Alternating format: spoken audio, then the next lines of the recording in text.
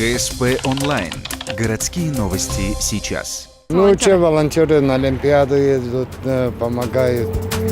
Все. Волонтеры все-таки это помощь, хоть престарелым, хоть кому-то где-то очень нужно. У меня у самой вот 4 пенсионера, очень пожилых, как бабушки, дедушки, родители.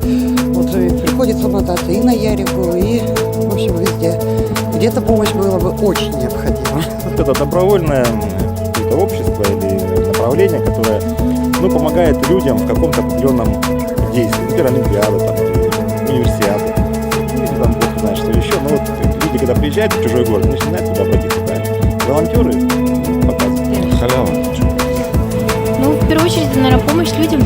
Они не нужны, потому что это все какие-то происки каких-нибудь там партий, движений, так что это все очередной обман, очередная кость, брошенная одураченному народу. Да, у нас действует РДШ, и в нем есть тоже направление по волонтерству. И у многих у нас есть волонтерские книжки, которые в будущем нам помогут и в поступлении в ВУЗ, ну и просто, чтобы делать добрые дела. Это очень нужно. Это даже очень нужно, молодцы. Надо помогать детям, во-первых, больным. А откуда еще помощь, как не от нас? Мы должны обязательно помогать детям. Это хорошее дело. Ну, и желаю этим заниматься, занимаюсь. Ввиду отсутствия времени, хотя время, наверное, всегда можно найти. Вот так.